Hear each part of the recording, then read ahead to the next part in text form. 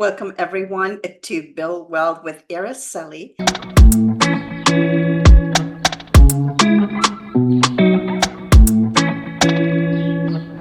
And today we have a very interesting real estate investor, and his name is Juan Cristales, and he's coming from Houston, Texas. I'm gonna let you, Juan, introduce yourself and tell us who you are and what you're doing right now in real estate.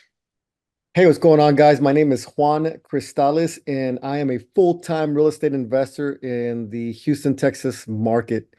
Right now, we're doing fix and flips. We have single-family rentals. We're selling off a lot of our single-family rentals because I'm kind of at a point in my career where I want to get away from that and start going into larger projects.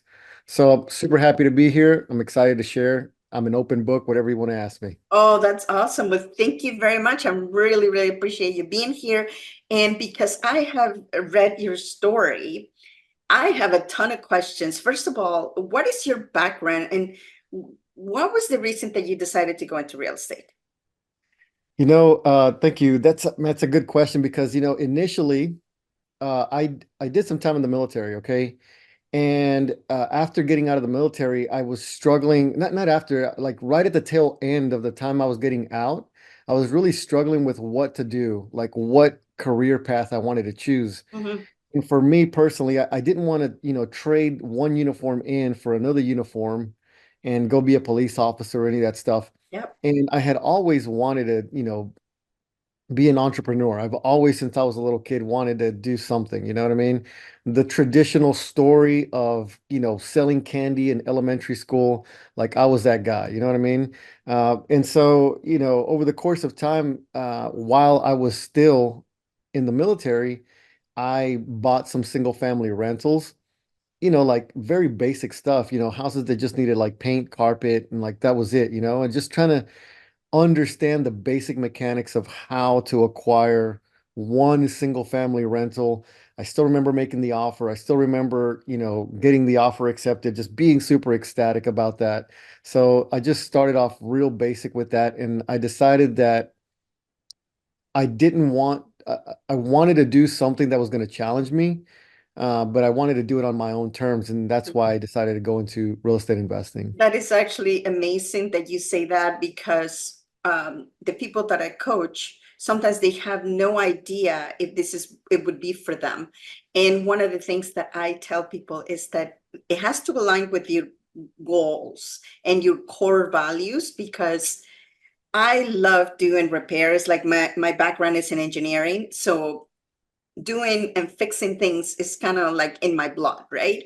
And I like doing that. However, I wanted to be my own boss, and I worked for many years in corporate. So I wanted to do my own thing. So this was kind of like something that is a project that is fun, and it uses some of my skills. And I've seen so many people trying to get into real estate just because it's attractive, because it creates passive income and all of the benefits. But it doesn't really align to what they do because they don't even know what a hammer is. Like, okay, Right. what does it look like, right? Yeah. And I think that starting with the basics, that's what I did as well. I got a triplex in Canada, my very first property, and renovated it, converted it into this triplex, and generated passive income. So I think that nothing really changes until you actually do the first transaction. I still remember it, just like you said, Yeah. my very first transaction. And then when you go into the next one, it just keeps building up, one after another, right? Yeah. So tell me, when you started doing fix and flips, how do you decided to move to the next stage and maybe you do rentals and so on? How did you know when to move to the next stage in your career?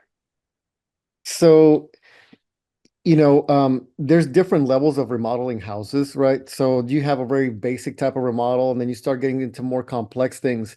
So for me, it was, I'm the type of person that, I am more than happy to ask someone their expertise to teach me whatever it is that I don't know about a particular system. In doing so, I had to sit at the feet of some contractor sometimes and ask them to teach me specifically, like, what is it that we're looking at? What system? How does the system work? How does it? Because there's no other way of doing it aside from actually living it, experiencing it, and kind of just going through with it, you know? And I think that for the most part, contractors, and I would tell them all the time, I'm like, look, dude, I am never gonna lay a piece of tile in my life. I've never done it. I don't plan on ever doing it. Yeah. I'm not gonna do plumbing. I'm not gonna do electrical. I just want to understand the basic system and how that operates so that I know what I'm looking for. And then when you approach it from that perspective, I think that contractors are very willing to explain to you, show you kind of like the process and what it looks like. And so I just taught myself through these people how to operate and do these systems now. And it just made it easier for me. And so, whereas I was first doing just paint and carpet, then maybe we had to do like a new kitchen. But it was staying the system was staying the same. So if it's an L-shaped kitchen, it's going to be an L-shaped kitchen back. I wasn't changing anything. And so that was like the next stage, right? I've done fix and flips where it's just paint and carpet type stuff, maybe a roof. Now I was doing something where like we're going to do a bathroom. Okay, we're going to keep the exact same footprint of the bathroom. We're not changing anything. We're just putting the exact same thing back, but brand new. Okay, that was like the next step. And then the next step after that was like, okay, now we know how to do that pretty good.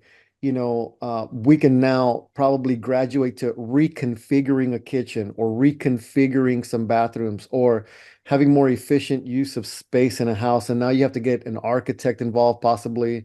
You have to, rearrange systems. Now you're getting to more advanced method of rehabbing. So essentially what ends up happening is that you just get confident in your ability to do this one thing over and over again. And so you keep doing it. You're like, I could probably try something larger, something bigger now.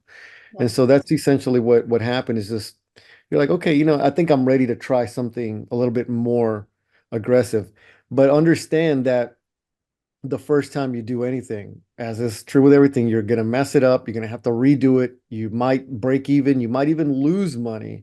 And I think that's something that a lot of people don't really like to talk about in real estate investing is that, yeah, man, we have lost money on fix and flips because we've made some egregious mistakes. But, if I never stop doing real estate, I can't lose, right? It's when I completely quit real estate that, all those losses are essentially permanent. Yeah. So go Oh my ahead. God. You have really kind of compacted a whole bunch of stuff in what you said, because what happens is that the industry, or what they portrayed what real estate is that it's easy. You just come in and you're going to start making lots of money, passive income, and chunks of money when you do flips. But the actual truth is that you have to learn, like anything. Like if you're going to play the piano, you're not going to say, okay, just this is the Yeah, paper, go at it and you're good. exactly. No. So it takes practice. It takes relationships like you have built, like I am building as myself. Contractors is one of the things that you really need to kind of hone in and build that relationship, because your contractors, without them, you don't have a final product, right?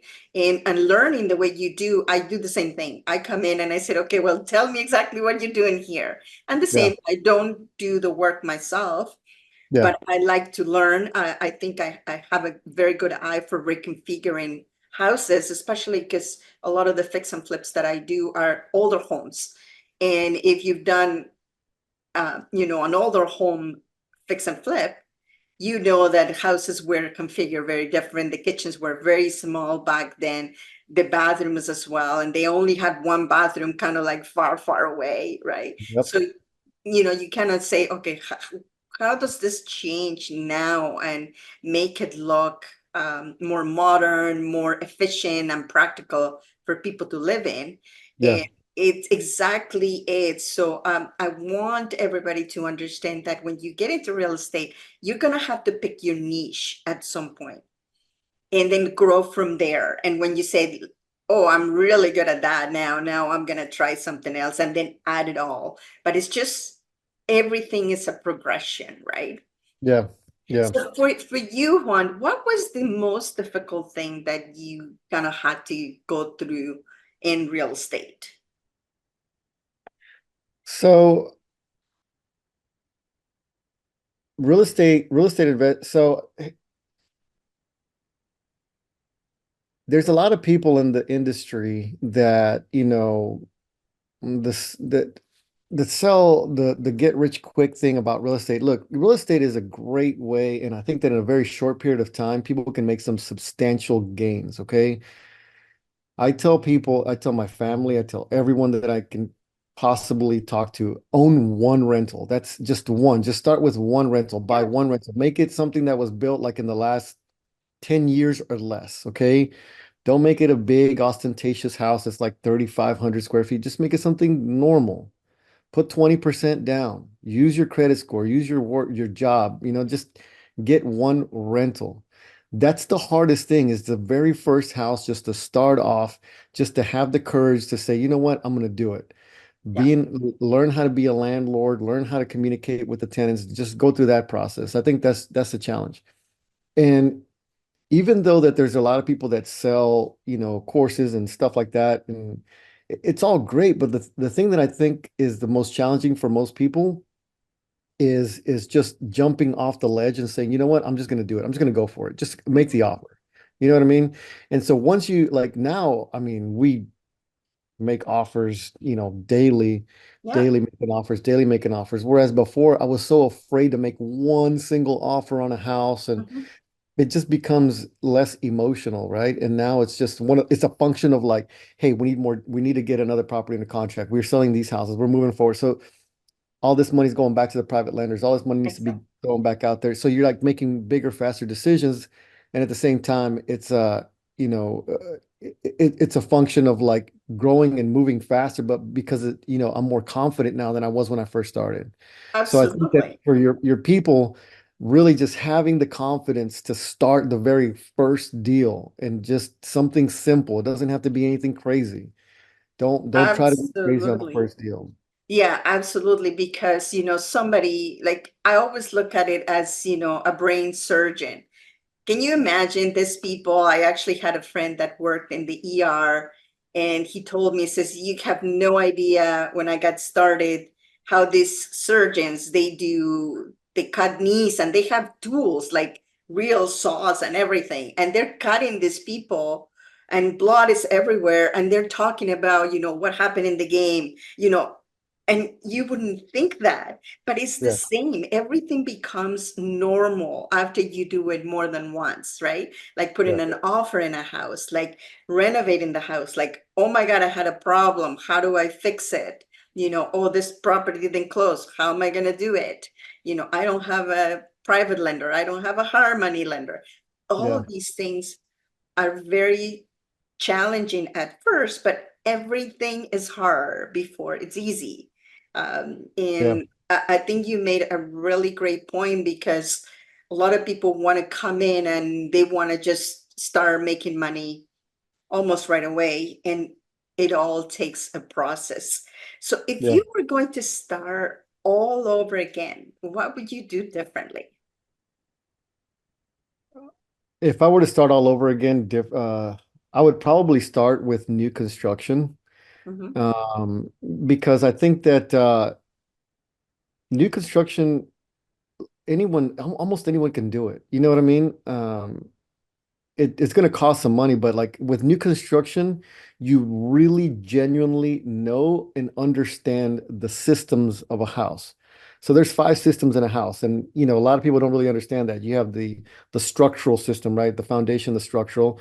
You have the air conditioning system, the plumbing system, the electrical system, and then the roof system, right? And each one of those systems, in and of its own, all work together in a cohesive manner to like make the house run. And Mhm. whenever you're doing a new construction project, you really get to see it and understand how it all works together. Remodeling old houses, I think, actually is a more advanced technique of real estate investing because that is hard, man. Yeah. It's like putting together an old man, and it is tough. It is tough, man. Yeah. You know what I Believe mean? me, I know all of it because that's usually what I do. And it is tough because every house is different. Every house, as soon as you open up the wall, you have a surprise and you end up doing more than what you thought you would do Exactly. because something breaks in the process of fixing something else. So Yeah. it is, I totally understand. And in fact, now that you mentioned that, I am looking now into do some new construction because I think that I'm ready for kind of my next step, right? Right. And I think that you're right. Like when you get very confident about doing something, then you say, okay, I know how to do this. How can I move on to the next step? Now Yeah. tell me, what are you working on right now that it is challenging you right now in real estate? So the next big thing is raising more capital. You know what I mean? So like I've really been fortunate. Um I've done over 200 houses now, and it's a lot of houses that I've done. But as impressive in air quotes as that may sound, one of the crazy behind the scenes aspect of doing that is finding the money or finding the capital and the relationships to be able to do that. And so, that is a very key component of real estate investing. Because if we do it just with our own, like I started, right, just doing it with my own capital, my own money, and like what my resources were. And shortly after a couple of deals, I'm like, well, that's it. I'm at my limit. Yeah. So you have to be able to reach out to people. And this is another one of the scary things, I think.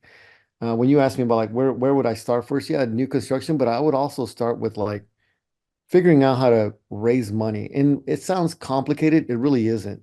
You're not begging people to give you money as like donations, so it's not a weird thing.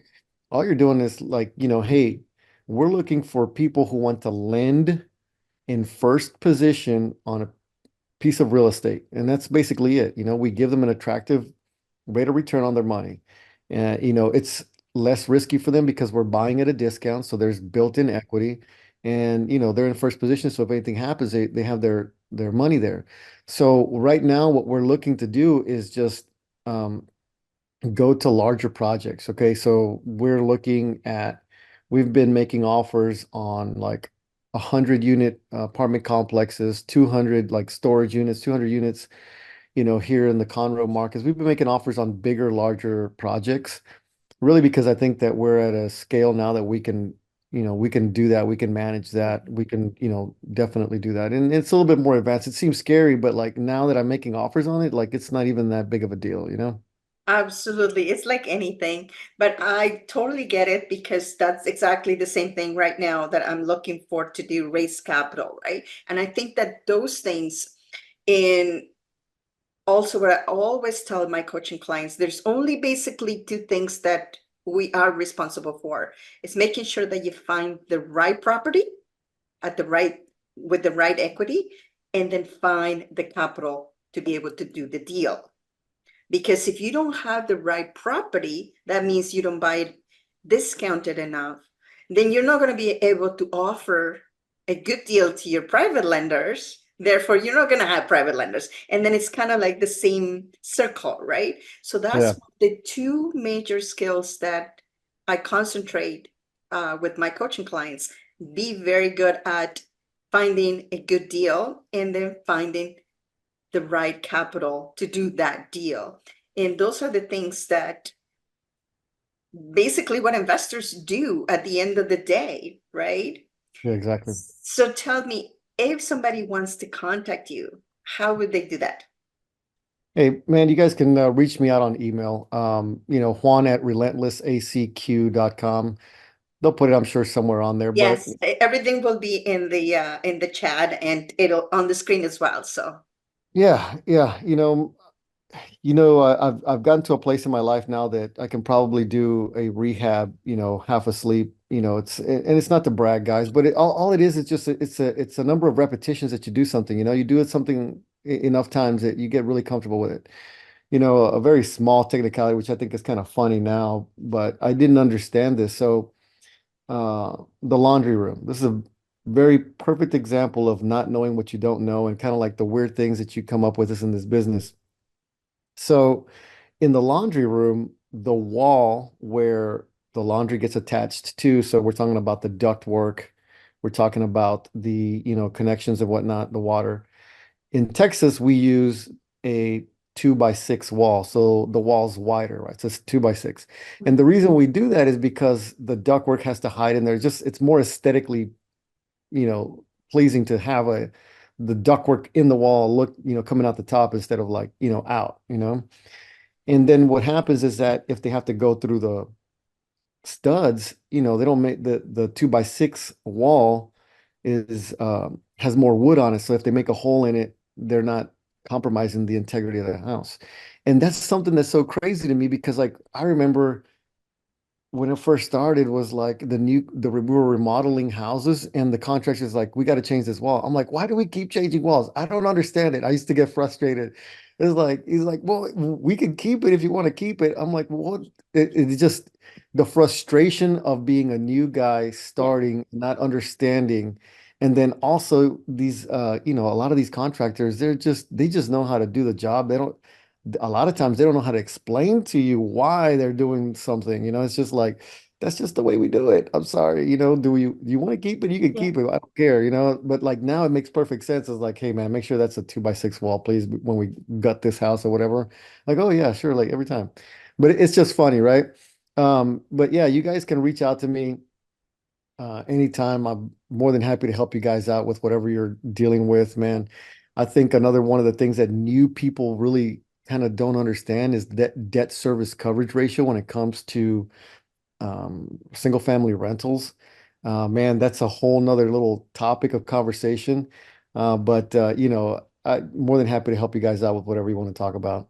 Well, that is amazing. I really thank you for sharing all of these, which is basically comprise exactly how to get started and moving on to different things. But as soon as you get started, it just becomes this repetition thing. You do it over again and over again. And that's how you get good at this. There's really no big science, right? Yeah, you know what, man? I decided a long time ago to stick to entry-level first-time home buyer properties. Okay. I decided that was going to be my thing.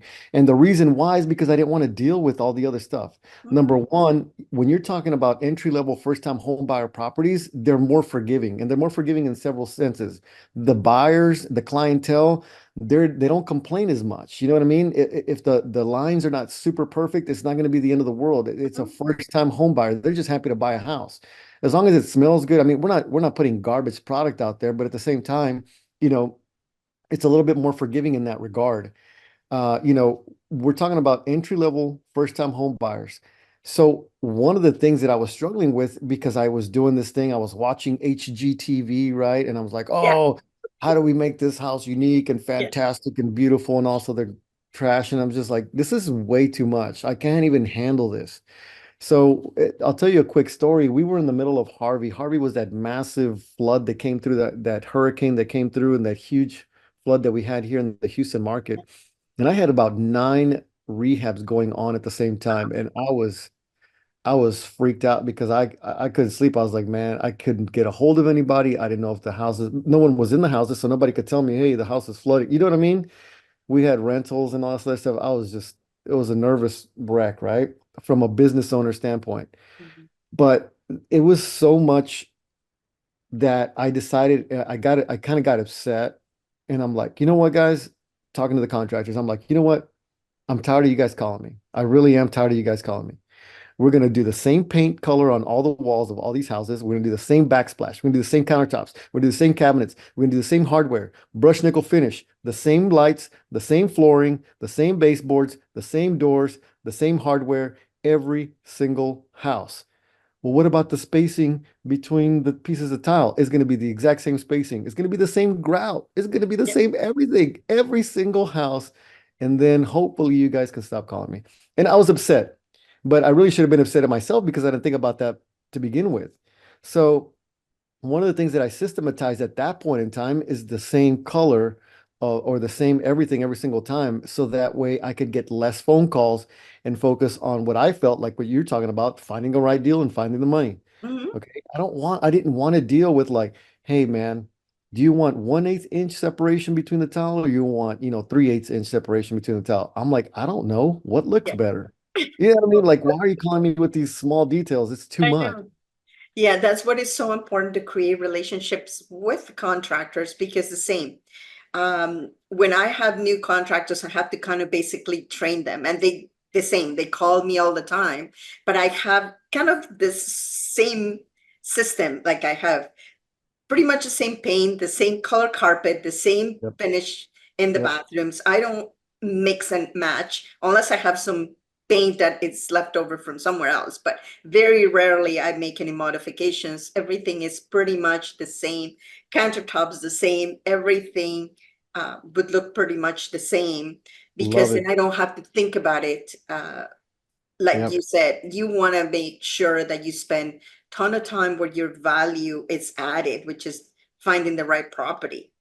You So know what this is, yeah. you know what I just did? Right. So we've been doing new construction for like three years now, 3 or 4 years now. Mhm. And for the first time, first house, I decided to go with two-tone cabinets in the kitchen.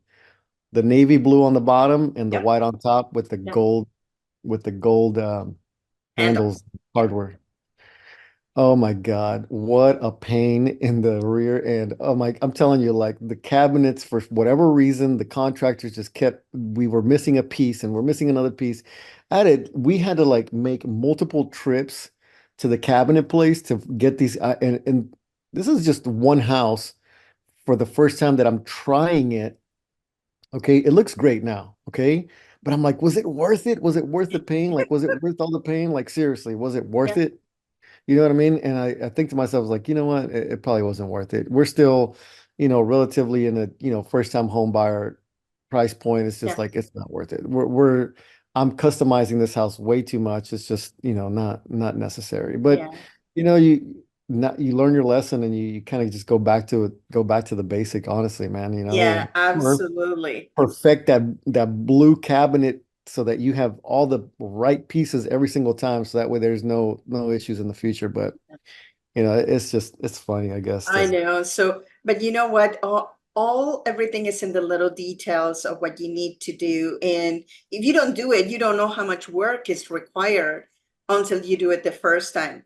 And yeah, also, you don't even know if actually doing fix and flips is for you. Maybe you want to do rentals instead yeah, of yeah, dealing with all of these changes because it's a lot of work to yeah, do it it. is. So Mm.